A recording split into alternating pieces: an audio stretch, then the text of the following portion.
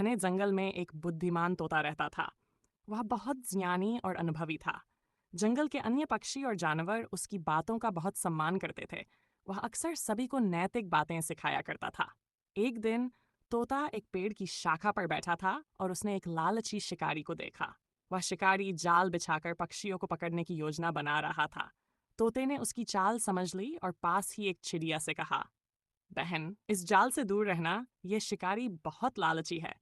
वह अधिक से अधिक पक्षियों को पकड़कर बेचना चाहता है, लेकिन उसका लालच अंत में उसे ही नुकसान पहुंचाएगा। लेकिन उसी जंगल में एक और कौआ भी रहता था, जो बहुत ही चालाक और लालची था।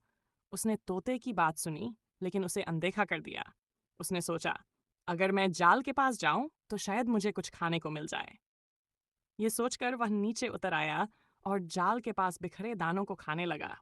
लेकिन जैसे ही उसने कुछ दाने खाए, जाल फंस गया और शिकारी ने उसे पकड़ लिया। शिकारी बहुत खुश हुआ और बोला, आज तो मेरा दिन बन गया। अब इस कौए को अच्छे दामों पर बेच दूंगा। लेकिन जैसे ही वह गांव की ओर बढ़ा, अचानक रास्ते में उसका पैर फिसल गया और वह गिर पड़ा। पिंजरा हाथ से छूट गया और खुल गया। कौआ तुरंत उड़ गया और अपनी जान बचाई। शाम को जब वह वापस जंगल आया, तो उसने तोते से कहा, तुम सही कह रहे थे। लालच करना सच में बहुत बुरा होता है।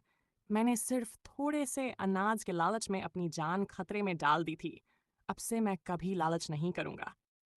तोते ने मुस्कुराकर कहा, याद रखना, संतोष में ही सच्ची खुशी है। जो व्यक्ति अधिक पाने की चाह में सही गलत का विचार नहीं करता, वह हमेशा मुसीबत में पड़ता है। इस कहानी से हमें यह सीख मिलती है कि लालच करने से हमेशा नुकसान ही होता है। संतोष से ही जीवन सुखी और सुरक्षित रहता है।